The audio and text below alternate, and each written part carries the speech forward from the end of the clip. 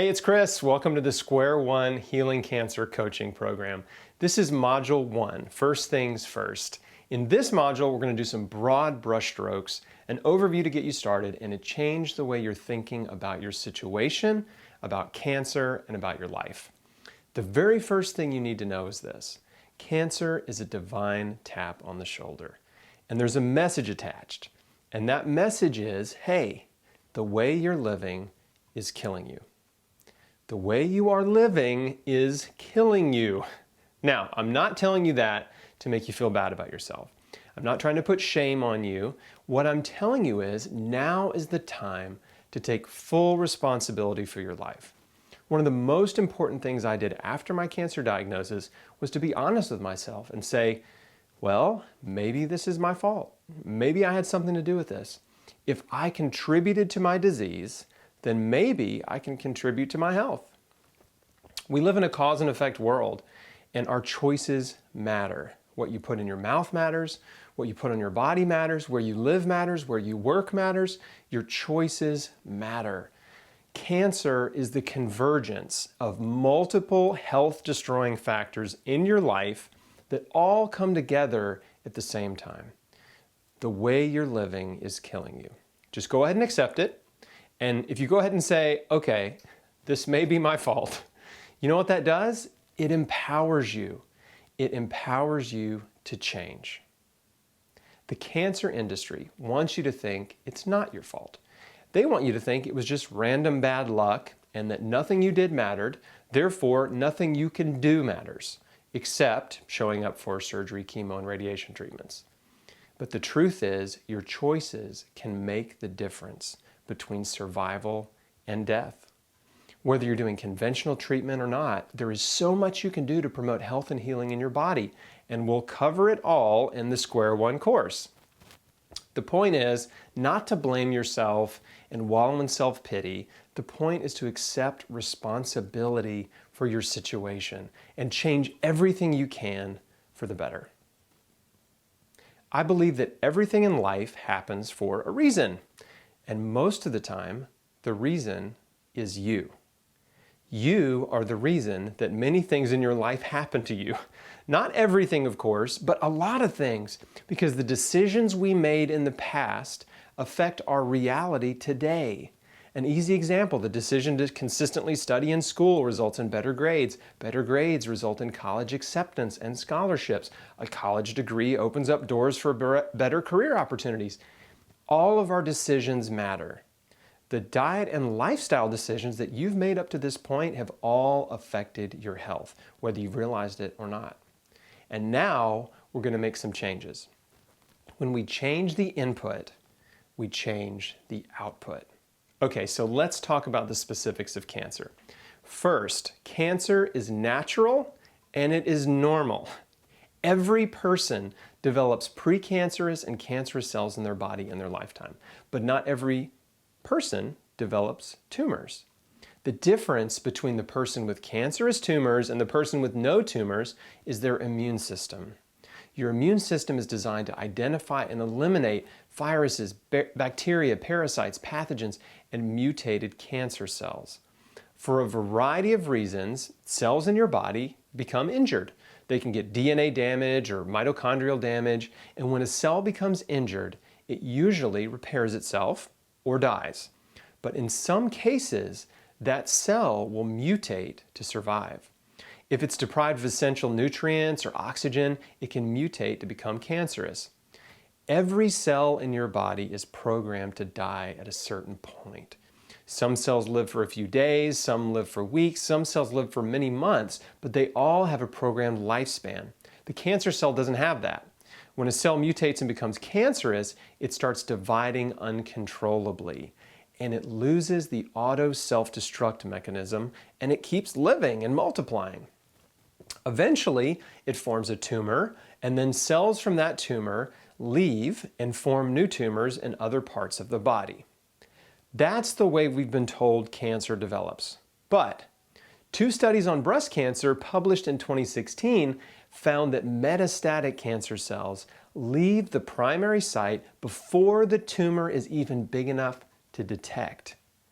Generally, a tumor can't be detected until it's at least 1 millimeter in size. But by then, it contains between 100,000 and 1 million cancer cells, and it's been growing for 6 years. Stage 1 is metastatic. You already have cancer cells circulating throughout your body. This is why early detection is often too late, and why metastasis happens after they tell a patient, we got it all. A properly functioning immune system is designed to identify and eliminate cancer cells. And if it's not doing that, if you have a tumor or lesion in your body, then that's an indication that your immune system is either overloaded or suppressed, or maybe both. It can't keep up with the demands you're placing on it. Cancer didn't invade you from another planet. These are your cells. Cancer is you. It's your DNA. Your body created it, and your body can heal it. How do I know that? Well, besides my own healing experience, I've talked to, interviewed, and coached hundreds of people who've healed cancer, and many of their stories are much more remarkable than mine. I've met and interviewed many people who've healed stage 4 terminal cancer after chemo, surgery, and radiation failed them, and others who've healed without doing any of those treatments. If you know my story, then you know I had surgery, and then I chose nutrition and natural, non-toxic therapies instead of chemotherapy. And my odds of survival as a young adult with metastatic colon cancer, stage 3C, were, as my oncologist put it, very grim. I had less than a 30% chance of making it to the 5-year mark, and less than a 20% chance of making it 10 years. I firmly believe that the radical diet and lifestyle choices that I made all the difference. My choices are the reason I'm here today. In the medical community, and especially in the cancer community, there's a long-standing belief that cancer is linear. That means once it starts in your body, it can't be stopped. It's like an unstoppable train. And the only way to stop the train is to blow up the tracks with destructive therapies like surgery, chemo, and radiation.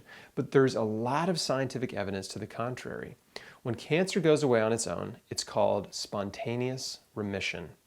This is a medically documented fact. It's a medical term. They made it up, not me. In fact, there's a huge book called the Spontaneous Remission Project. It has over 3,500 references from 800 medical journals. It's the largest compilation of case studies and medical references of cancer patients who've had spontaneous remission. These were cancer patients who either didn't do treatment or the treatment didn't work, and then for some reason their cancer went away. We have scientific proof that the body can heal cancer. The medical industry calls it spontaneous remission, but we have another term for it: healing.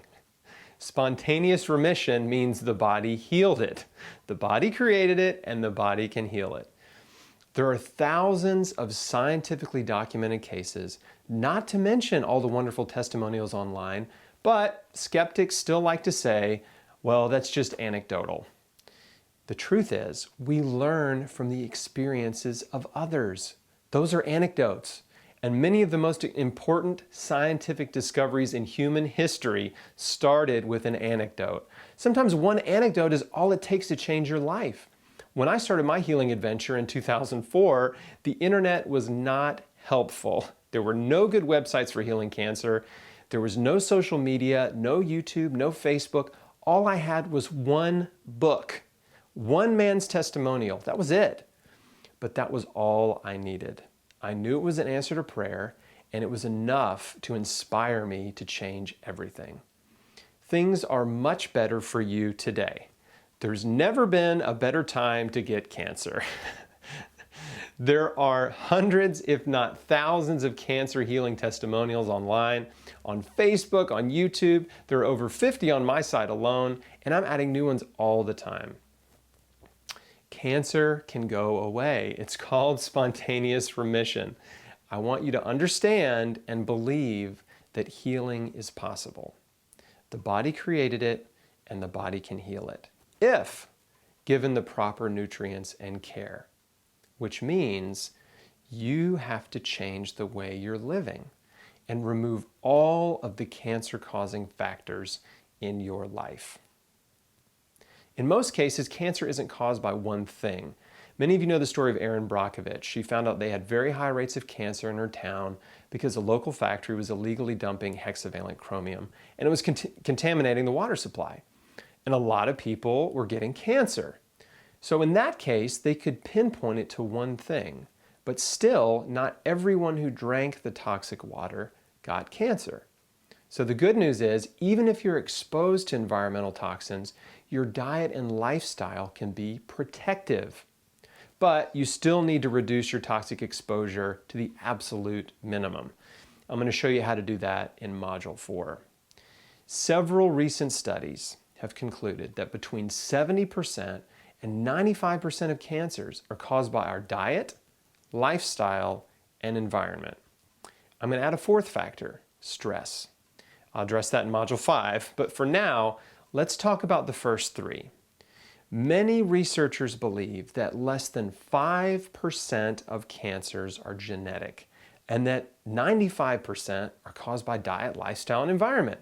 But even if that figure is closer to 70%, that's huge. 70% has almost everything to do with you. So let's talk about epigenetics. Epigenetics is a branch of science that studies how genes express themselves. So we know that not every woman with a breast cancer gene gets breast cancer. Why? Because your genes don't determine your fate. Your diet, lifestyle, and environment all contribute to whether or not your genes express themselves. We've all inherited some good genes and some bad ones. We want to express or turn on as many of the good cancer-preventing genes as possible, and you want to turn off or prevent the expression of the bad cancer-causing genes. Your diet and lifestyle behaviors and your environment can make all the difference. Your choices matter. There's a recent study that looked at multiple groups of twins. And what they found is that if one twin gets breast cancer, then the other twin has a much higher risk of getting breast cancer, especially if they're identical twins because they're genetically identical. But even though the other twin is a higher risk, many of them still don't get cancer. This further illustrates the point that it's not just about genetics. Genetics may load the gun, but your diet and lifestyle pull the trigger. So yeah, you may have a higher risk of cancer, heart disease, or diabetes if your parents or grandparents had those diseases, but your risk increases the most if you eat the same Western diet as them. So if you live the way they lived, you can expect to get the same diseases they got. If your mom got breast cancer and she had a Western diet and she didn't exercise, and then if you eat a standard Western diet and don't exercise, then yeah, you probably will get breast cancer too. But if you eat a radically different diet modeled after the longest living people around the world with the lowest rates of breast cancer, and you're active, then your risk of getting breast cancer will be much, much lower. The rate of breast cancer is 6 times lower in Japan than it is in the US. But when Japanese women migrate to the US and adopt the Western diet and lifestyle, their rate of breast cancer eventually rises to the same level as American women. Your choices matter. Think of your body like a giant factory. The beginning of the conveyor belt, the entrance of the factory is your mouth, and the parts coming into the factory are food. Food is coming into your mouth and going down the conveyor belt, which is your digestive tract, from mouth to anus. And along the way, workers in your factory are breaking down the food you eat and carrying the nutrients all around your body to give your cells what they need. The product of your factory is health. The goal of your body is to stay healthy, right? In homeostasis. Now, imagine a factory that's open 24 hours a day and the assembly line never stops, and gradually the owners of the factory keep putting more stuff on the assembly line, but they don't hire any more workers. If you keep adding parts to the assembly line and you don't add more workers, you're going to create chaos in the factory. There's a classic I Love Lucy episode where Lucy and Ethel are working in a candy factory wrapping chocolates as they come down the conveyor belt. Then the conveyor belt speeds up and they can't keep up and the candies are piling up and falling off. And they're trying to get rid of the extra candies by eating them and stuffing them in their clothes so they don't get fired. It's hilarious chaos. This is kind of like what's happening in your body if you have cancer or any type of chronic Western disease, except it's not hilarious. Your body is overloaded and overwhelmed. There's too much coming in too fast, and your body can't keep up with the demand you're putting on it. Chaos ensues, garbage piles up, problems arise, and everybody is working as hard and as fast as they can just to try to keep up with the demand, but they aren't able to keep up. Your immune system is overwhelmed and it doesn't have enough capacity to deal with the rogue cancer cell that started multiplying and formed a lesion or a tumor, or maybe spreading in your blood like leukemia or lymphoma. What we want to do is we want to reduce the stress on your body, reduce your toxic load, simplify your life, and create an environment where your body can thrive, where it can prevent and heal cancer. We want your body to be a place where cancer cannot thrive. In the scientific community, they refer to this as an environment that's inhospitable to cancer. It's all about the terrain. Your internal terrain is either hospitable to cancer or inhospitable. We want to make it inhospitable. And there are major changes you can make to improve your internal terrain. Right now, you are what you ate. Your body is essentially made out of everything you put in your mouth. If you've been eating junk food and fast food for years, well, then your body is basically built out of junk. It's clogged up and it's polluted and it's not running right. But when you replace the man-made processed junk with high-quality raw materials straight from the earth, you dramatically change your internal terrain. I'm going to show you specifically how to do that in the anti-cancer diet modules, which is modules 3 and 4. Now I want to switch gears. There are two important questions that I ask every cancer patient, and now I'm going to ask you. The first one is, why do you think you have cancer? If you're taking notes, write the answer down. What are the reasons that you think you have cancer? I think you know why you have cancer. There may be some factors in your life that you aren't aware of yet, but I'm also confident that there are factors you do know about. If you think it's stress, you're right. If you think it's because you haven't been taking care of yourself, you're right. How do I know that? Because I've talked to hundreds of cancer patients, and when I ask them that question, they all tell me, I haven't been taking care of myself, and I've had a lot of stress in my life. Listen to your instincts and your intuition. Now, your doctor is not going to ask you why you think you have cancer, because most doctors don't care what you think. If you volunteer why you think you have cancer to your doctor, he's just going to shrug it off and say, it wasn't your diet or lifestyle or stress, it was just bad luck or bad genes. If you have family history, they'll tell you it's genetic. I didn't have any family history, and they told me mine was genetic. Blaming genetics is a way to make the cancer patient powerless. The cancer industry wants to make you a victim, a helpless, powerless victim. A victim has no control over their situation, which means you must be fully dependent on doctors to save you. And there's nothing you can do to affect your future.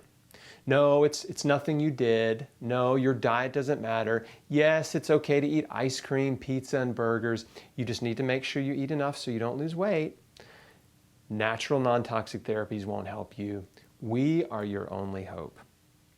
That is the message that cancer patients are getting from their oncologists, and I'm here to tell you it's a lie. They're not your only hope. Your body created it.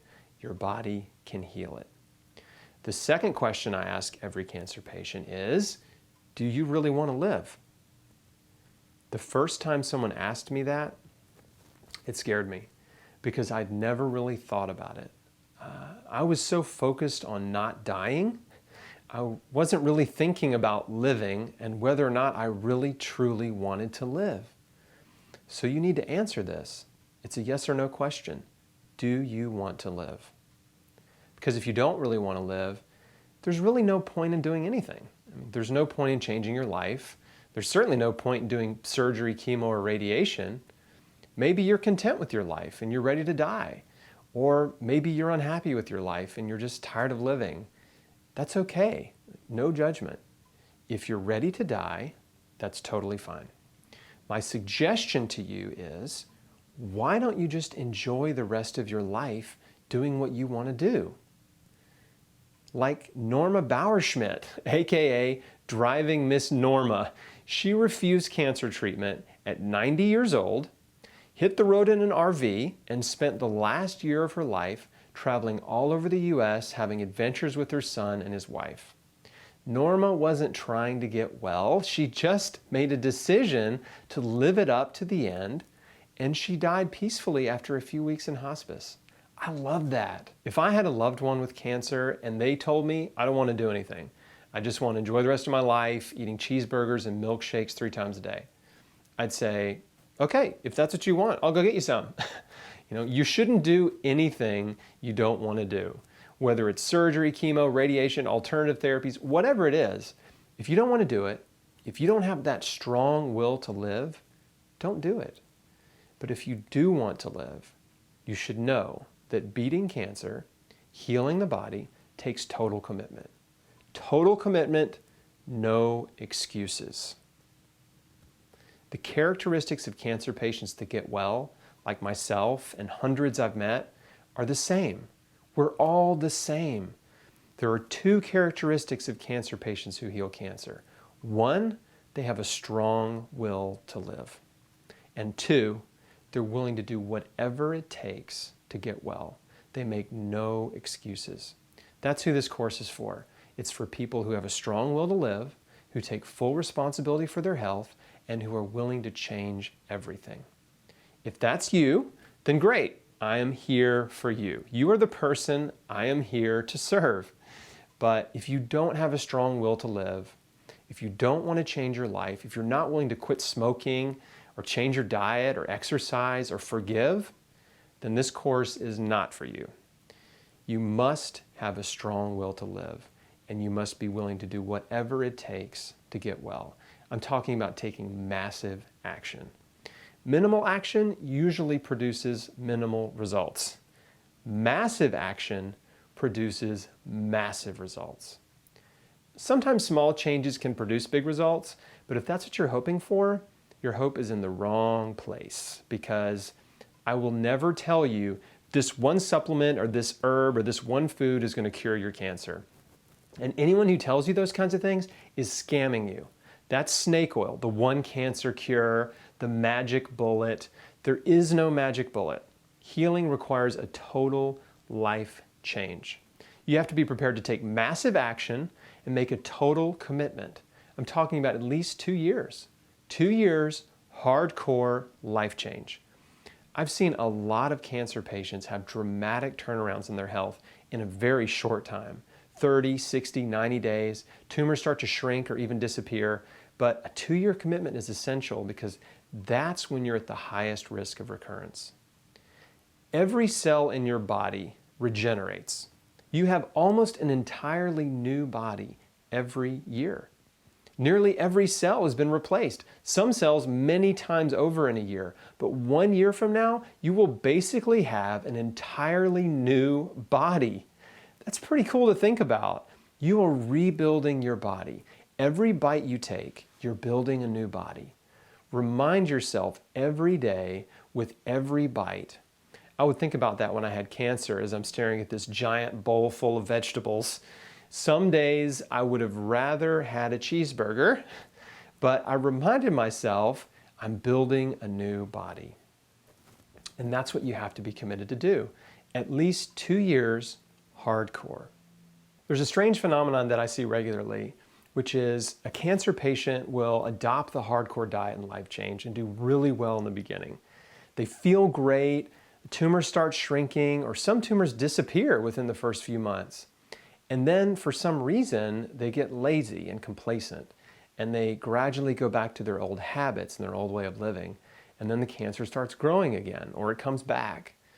Sometimes they become impatient that the tumors aren't going away fast enough. and then they let their doctors scare them and talk them into the quick fix of surgery, chemo, or radiation. And then the suffering begins. They're sick, they're weak, they can't eat, they can't get out of bed, and they get depressed and lose their motivation.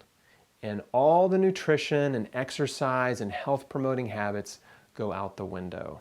And then the cancer comes back and their situation goes downhill really fast. And it often does not end well for them. So let's talk about fear. Fear is a major factor here. I get it.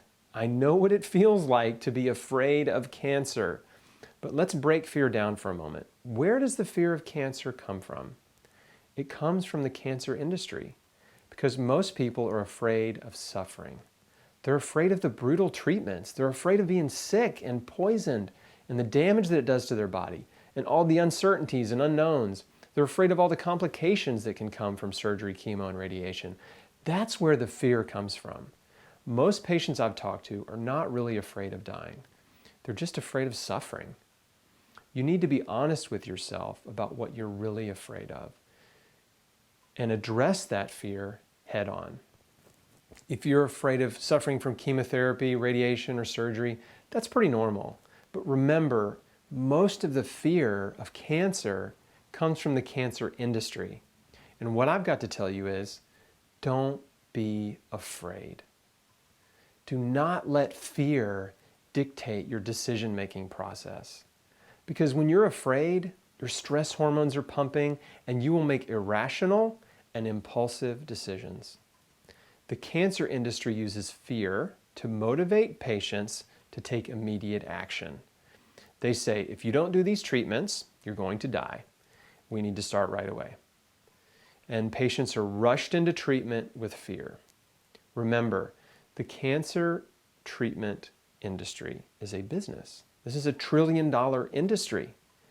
And over the years, the oncology industry has figured out that if they don't book cancer patients into surgery or chemo or the next procedure before they leave the office, then there's a good chance they will lose that patient and lose that future income.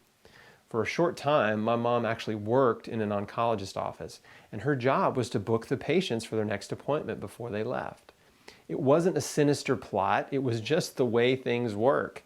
A patient comes in, they get a cancer diagnosis, and then it's like, okay, now we've got to make sure we get them booked for their next appointment or procedure before they leave. Don't be afraid.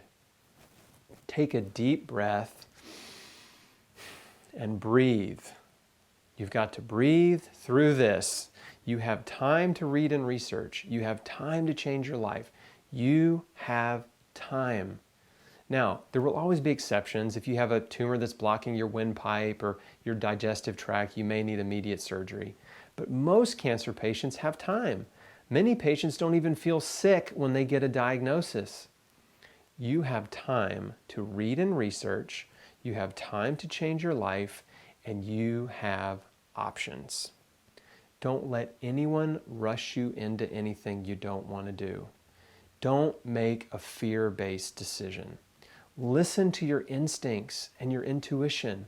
If you don't want to do a specific treatment, if something deep down inside of you is saying, don't do it, then don't do it. It doesn't matter if your family and your friends want you to, or if the doctor says you need to. Your instincts and intuition are powerful. You need to take the time to read and research and to change your life. You could experience a dramatic improvement in as little as 30 to 90 days doing exactly what I'm talking about in this course. I'm often asked if I would still have surgery knowing what I know now. And my answer to that is no. I would not have rushed into surgery immediately because my tumor was not life-threatening when I was diagnosed. I would have taken some time, 30 to 90 days, to change my life and give my body the opportunity to heal. And I would have closely monitored my progress along the way. We'll talk about the best ways to do that in Module 9, which is all about testing and how to monitor your progress. In my 20 questions for your oncologist guide, which is also part of this course, there are some critical questions to ask your doctor. And one of them is my cancer fast growing or slow growing? Chances are it's slow. You've had cancer growing in your body for a long time, many years. It didn't pop up overnight, so tell your doctor you need more time. I'd like to take a few months to get my life in order. I'm not ready for treatment yet. And in many cases, they will give you permission to delay treatment. If they don't give you permission, then you have to decide whether or not you want to go against your doctor's advice. That's not as easy, but people do it all the time. Now, let's talk about the people around you. Because if you make a decision to delay or opt out of conventional cancer treatment, some people will not understand. They'll tell you you're wrong and that you're making a mistake. The first person that disagreed with me was my wife, Micah. She loves me, but when I told her I wanted to heal with nutrition and not do chemo, she thought I was making a huge mistake. And then other people around me, family members who loved me and wanted me to live, began calling and telling me I was making a mistake. And like many cancer patients, in order to appease the family pressure, I went to see an oncologist. When I asked him about alternative therapies, he said, "If you don't do chemo, you're insane." The only person who supported me in the very beginning was my mom. She's always been a health nut and had stacks and stacks of books on health and healing. My dad was more of a stoic supporter, so he didn't put any pressure on me to go either way. He let me make my own decisions. But I had opposition from other family members and from my doctors. And if you have opposition, I just want you to know it's normal. You should expect it. When everyone else is floating downstream and you're trying to swim upstream, a lot of people are going to be like, "Hey, you're going the wrong way."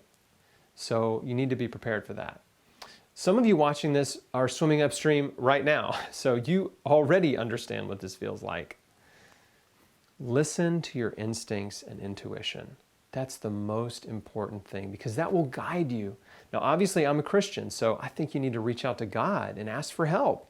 God, help me. Show me what to do. I need encouragement and support and direction. Reach out and ask for help. Even if you don't believe in God, or if you're not sure there is a God, just reach out and just say, "Okay, God, if you're real, you have my attention. Just show me what I need to do. Show me what I need to change. I'm listening." And I can assure you that if you sincerely reach out that way and ask for help, you'll get it. Help will come to you in miraculous ways. It did for me, and I've seen it happen over and over again. But make sure you're looking for those miracles and answers to your prayer. Don't dismiss them or shrug them off as coincidence. There are no coincidences. During this process, you may need to have conversations with people around you who don't understand because they will continue to pester you and they will create a lot of stress and anxiety in your life. They'll keep saying, "You really need to do the surgery or chemo or radiation. You really need to do what the doctor says." And at some point, you just have to sit down with them or get on the phone and say, "Listen, I know you love me and I love you. I know you care about me, but I need you to understand that I'm making the best decision for me. My goal is to live as long as possible and to get well. And I'm reading and researching and learning as much as I can so I can make good decisions. I'm not going to rush into anything out of fear. And I'm not going to do anything that I don't have peace about." When you explain yourself in that way, they will understand. You may need to say, "Listen, I understand what you think I need to do, but I really don't want to talk about it anymore because if that's all we're going to talk about, it makes me not want to talk to you. And I would love for us to just hang out and spend time together and not talk about this stuff. And for you to just trust that I'm making the best decision for me." Sometimes a reality check is appropriate.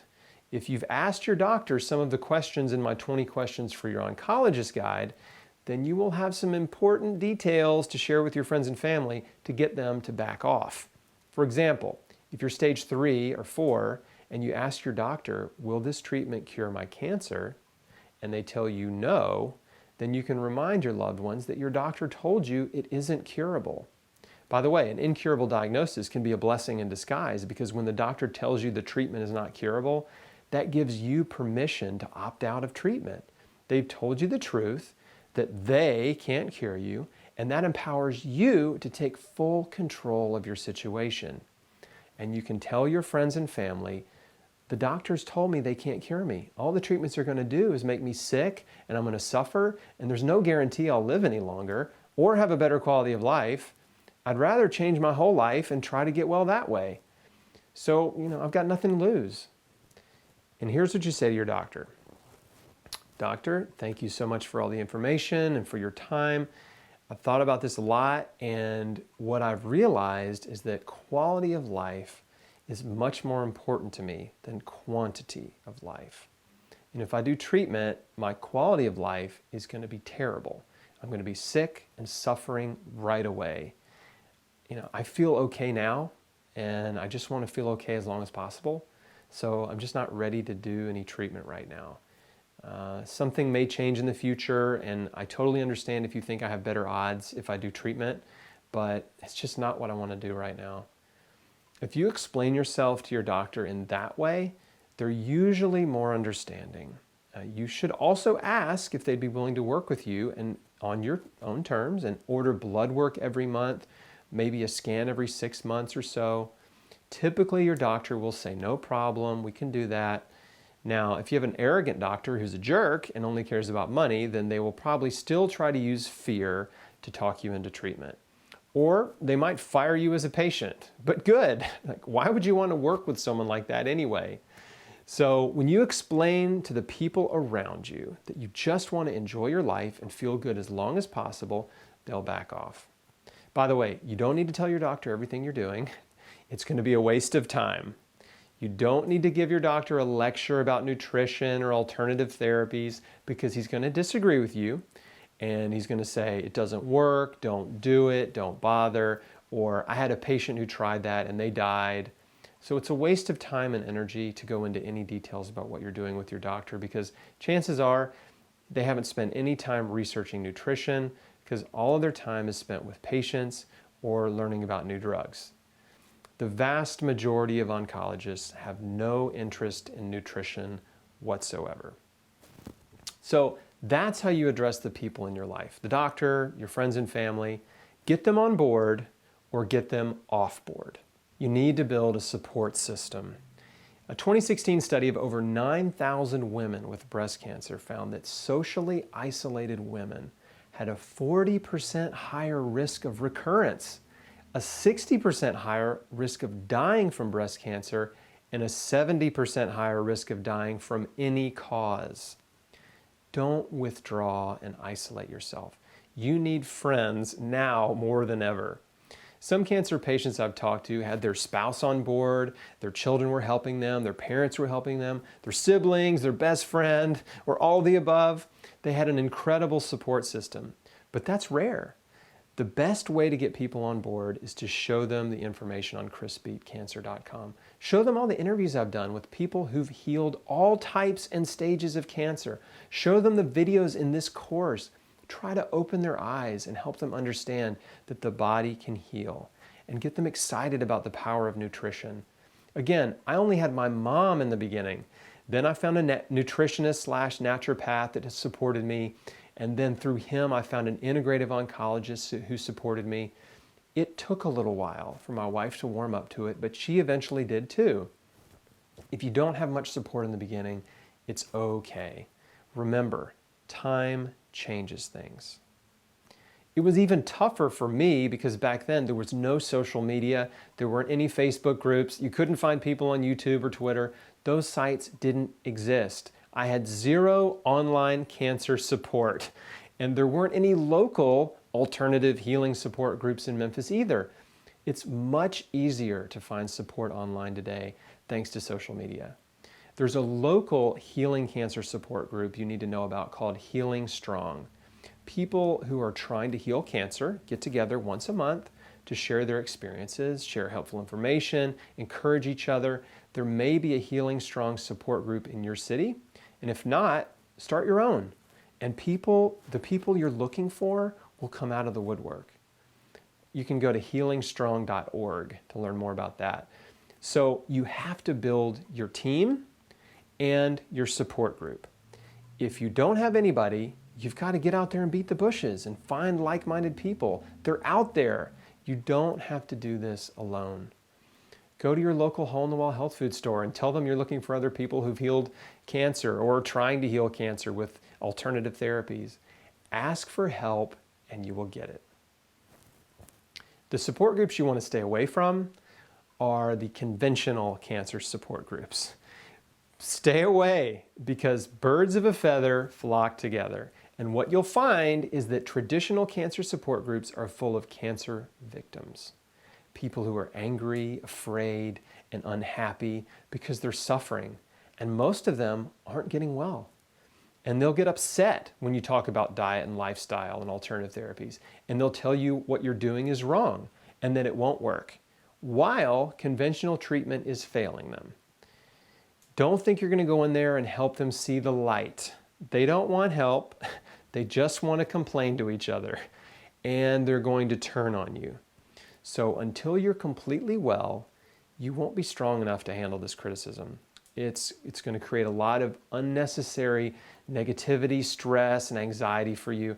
Just find like-minded people that you can support and who can support you. And you can exchange ideas and encourage each other. That's what you need. Next, make plans for the future. Document the entire process. Journal, do a video diary, start a blog. Document what you're doing because you need to plan to A, get well, and B, use what you've learned to help other people. You need life goals, future goals to work toward. Making plans for the future is very important. You know, the spirit-mind-body connection is a mystery, but something happens when you plan for the future. You're planning to live. You're sending signals of life to your body. It's very powerful. So don't be afraid to make plans for the future. I know some of you may be thinking, well, I don't know if I'll be here in a year or 2 years. Instead of thinking that way, I want you to think, I'm going to live. And these are my plans for my life. For next year, for the next 5 years, for the next 10 years, sketch out your life goals, the things you want to accomplish. I'm going to see my daughter graduate college. I'm going to see my son get married. I'm going to watch my grandkids grow up. I'm going to be a great grandparent. Making plans for the future is so important. When I was diagnosed, I didn't have any children, and I wanted to have a family. I wanted to be a dad. It was in my life plan. But if I did chemotherapy, it was likely that I wouldn't have been able to have children of my own. That was one of the reasons I didn't want to do chemo. And now I have 2 beautiful girls. If I'd done chemotherapy, my girls wouldn't be here, and I probably wouldn't be here either. So make plans for the future. And the last thing is, enjoy your life. Enjoy your life. Don't let fear and cancer steal your joy. Depression suppresses your immune system. It's a vicious cycle. If you're depressed and fearful and anxious and worried, it makes you more vulnerable to cancer. So you need to focus on things that bring you joy, hope, optimism, and encouragement. That's what the Sq1 course is all about. And you need to start living your life. Really living. There's an organization for young adult cancer patients called Stupid Cancer. And even though they're very conventionally minded, I love their slogan, which is get busy living. Now is your time to live. You could die in a car wreck tomorrow. There's 100 different ways you could die besides cancer. So there's no point in letting cancer paralyze you into depression and inaction where you just sit at home and feel sorry for yourself. Start doing things you've always wanted to do, like Miss Norma. Make plans, get out there, live your life, do fun stuff. Go skydiving, mountain climbing, and bull riding like the Tim McGraw song. Decide to enjoy your life and to enjoy the process and get busy living. Even if some of these radical changes are difficult for you, like giving up your bad habits and your favorite junk food to eat vegetables that you've never liked, you've got to keep your perspective. The fact that you can get out of bed in the morning, that you can see, that you can hear, you can breathe fresh air, you can feel the sunshine on your skin, and that you're alive, these are things to be thankful for. I talk about this a lot more in Module 7 about how to identify and eliminate the stress in your life and how to stay positive and enjoy your life, but I just wanted to touch on that here. The overarching goal of the Sq1 program is to help you change your whole life and for you to enjoy the process. This is a new chapter. It's a new season in your life. It's a new adventure. So don't look at it like a chore. Don't look at it like drudgery.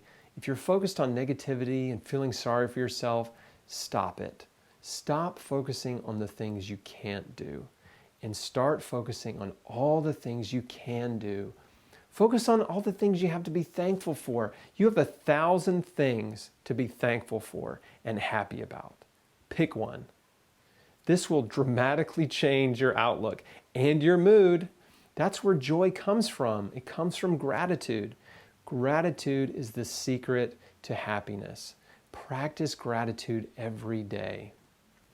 In Module 2, I'm going to help you connect the dots and identify the many factors in our world and in your life that are causing and contributing to cancer. And I will show you the steps you can take to systematically remove these cancer causers from your life, making it easier for your body to heal. And also significantly reduce your risk of recurrence or of getting cancer in the first place. We're going to talk about your diet and lifestyle, your home, your work environment, stress, and a lot more. Don't miss it. Thanks for watching, and I'll see you on Module 2. Well, it's morning here in California where I live. My name is Dana Harold. I wanted to be a part of this video, just encourage you in your journey with Sq1. And when they put out the message to do that, I was like, yes, I want to do that. So here I am. I just wanted to tell you that I was diagnosed in 2016 with stage 3 aggressive uterine cancer. And that was right around Thanksgiving 2016. Currently my status, just so you know, I had my last scan in November and there was no evidence of disease. They didn't say it quite that way, they just said we couldn't find anything. So I'm like, yes, that's awesome. The first thing I did is we went down the regular road of, okay. I kind of mostly went flat when I heard the news. I got into a mode where I wanted to, do the next thing, which is, get the surgery, get the chemo, the radiation, get on that track. Because that's all I knew to do. I did one treatment, lost all my hair. One treatment shows you how powerful it is. Did one treatment and I had some excruciating bone pain I was starting to experience, and I really didn't want to go back. And so my husband, bless his heart, said, let's sit before the Lord and be quiet. Let's just pray, be quiet, listen. And we did, and it was deafening. It was scary. Because, you get on that mode. They say you got to get in right away. You got to get things going. You got to get on schedule. And so I was kind of in that mode. And so, to be quiet and listen was hard. And went to bed, and the next day went in to visualize where I was going to have that second chemo treatment. I wanted to kind of prepare my mind, get myself ready to go down to the treatment center. It was a new place. And I watched a video of the space in the room. I wanted to see what it was like down there. And when that video was done, Chris, you popped up. Your video popped up. It was you, and you were talking to Valerie. She was an oncology nurse. And at the time, I'd never looked at a lot of YouTube videos, and I didn't know they just pop up. And that's what popped up. And I'm like, what? I could not believe what I was hearing. That you were a survivor. She's talking to you. She's talking about, what her life and what she experienced with her family having cancer, her best friend, and just her 30 years of the same stuff they were doing and no changes and no different outcomes. And, how she moved on to an alternative clinic, and she found that what we were doing and what you found, what you were doing impacted our journey with cancer. In terms of what we put in our bodies and how we were living our lifestyle. And it was such an eye-opener. I'm like, I had never heard any of this before. I was like, what? No way. Why haven't I heard this? Why isn't this information I could find? And I thought about trying to find alternative healing out there, alternative cancer therapy or something alternative that was not the traditional. And, going on the internet, searching alternative cancer treatments, and what the things that would have come up with this special pill, you just take that, or that supplement, or this herb, or, where's the repository? Where's all the information that, you can find it all in one spot? I knew that wasn't out there. I mean, I didn't think I would find it with one hit. No way. And I knew there'd be a lot of rabbit trails and millions of rabbit trails I'd be on trying to find, that. So I didn't even bother looking. I just gave up. But when that video, you guys popped up, wow. Wow, wow, wow. That was huge. That was a miracle. It was absolutely a miracle. And I tell everybody that's a miracle because that started me on the journey. I wasn't going to go alternative. You did. You and your video, that one video started me. And you were just developing all the modules and they weren't up yet, but you did have your 20 questions on your internet. It was a huge statement you said in the 20 questions, I believe it was there, was about there's a choice that there's a choice to be made of quantity of life versus quality of life.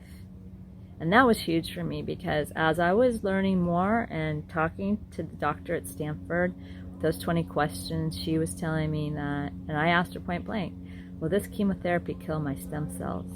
And she said, no, they won't. They're not promising quantity, even though, they say, oh, these are the odds, or this is how much time we could possibly get you. And I'm like, I wasn't buying it.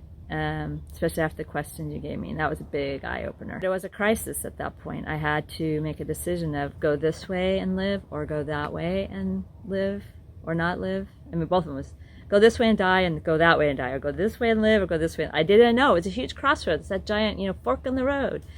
And I just jumped off. But what was powerful that you provided was a plan, because it was a plan, it was a roadmap, basically a roadmap of, okay, I have something I can focus on. I can do this. I can start off on that journey, the unknown journey, not knowing, with this plan. I would have to say that I've gotten to the point where I'm actually grateful, in a weird way, but grateful that God allowed this in my life. It's hard to say. You don't say it when you first get diagnosed. And it was like, why me? And that's where I was. I was in a pity party for a while. And that was a hard space. And then then I went to fear. I was afraid, after the surgery, it was going to come back. I didn't know how it's going to come back. Oh my gosh, it's like this thing crouching in the back. Always in the back thinking about it. And I got to this place where a lady at church prayed with me. And she could see this anxiousness. And I got to that place where it was like, I don't know my days. Although those with cancer, we don't know how many days we have. But nobody else who doesn't have cancer doesn't know how many days they have. Nobody knows how many days we have. So with that, it's like we got to live the days each day. You can do this, And what used to come into my mind is, well, get back to square one. I'm just going to get back to square one. And so it's just a perfect way to describe it, if you get off, even if you get off track, a day or two, or you're struggling, go back to square one. Just feed yourself with that. Get online, look at what old videos of Chris encouraging you, and question and answer sessions, and get onto the Facebook page and read some things. And people are quoting encouragement. And, look at what others are going through and get information out there and just keep on keeping on. Just do it. Each day is, do it each day is what I would encourage you. And, the emotional component is a big part now for me. And so now I'm at that space where I used to believe a lie that my life was worthless, that I was worthless, not my life, but I was worthless and had no value. And that I was working from that space. And that was a lie. That's a lie from the pit of hell. That I do have value. God delights in me. He delights in you. You're precious in His sight. You have value. He knew me before I was born. He knows every hair on my head, now that I have hair again. And He knew the color of my eyes before I was born. And He made my smile. He made your smile. And He made you. And He delights in all of you, inside and out. He delights in that. And it just delights His heart. It stirs His heart. And when He sees you being you, it's precious in His sight. And that's what I'm learning, is that we have to be ourselves, not perform. And I thought it was performance, thought I had to be doing something. But now I realize it's my time. This is called self-care. And those of you who haven't done self-care, you know who you are. And now's your time. Now's your time to do that self-care. It's to say, you know what, I am valuable enough and have value enough that I can sit down and I can focus on my life and heal. And if that means sitting and reading or researching, focusing on juicing, getting the right foods in your body, going to that clinic, asking friends for help. Some of us feel like we can't even ask. We don't even have enough value. We feel like we can ask. You can ask and do it regularly. People are wanting to help you. You're thrivers, and you're a light. You're bringing hope to people. You don't realize people are watching, and they're seeing what you're doing. You're changing your whole life before their very eyes, and that's a huge encouragement. And you may not know it, but you are on an incredible journey. So I encourage you to stay on it, stay true to yourself, stay strong in it, be grateful, like Chris said, for each day, because I totally agree with that. But even before he said that, gratefulness is huge. I love you all, and I want you to continue on so that you can make a video to encourage me, and we can help each other. So I love you all, and I encourage you on your journey. Keep on keeping on. You're the Sq1 Thrivers out there, and we're a great group, and we have a lot of light to show and a lot of hope to show to the world. So I love you all. Bye-bye.